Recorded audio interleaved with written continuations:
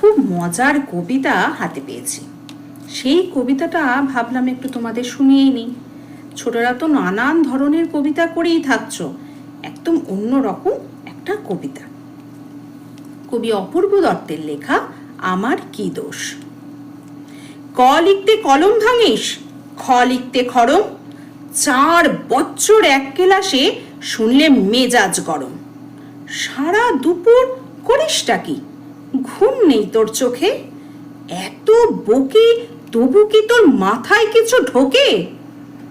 এই শুনে রাখ, লাস্ট ওয়ার্নিং, সময় দিলাম 6 মাস, এর মধ্যেই শিখতে হবে সন্ধি এবং সমাস। 6 মাস শুনেই আনন্দেতে দুহাত তুলে নাচছ, এরপরে তো ঘুম ছোটাবে সন্ধি কারক বাচ্চ।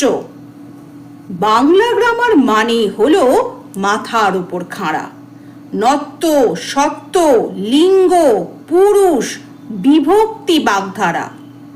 পুজোর ছুটির 2 মাস যেন নষ্ট না হয় হেলায়, ভুলেও যেন না দেখি ফের মন দিয়েছিস খেলায়। ব্যাপারটা কি, ঠাঁই দাঁড়িয়ে দেখছিস কি শুনি? ছুটতে গিয়ে ব্যাকরণটা নিয়ে আয় তো এক্ষুনি।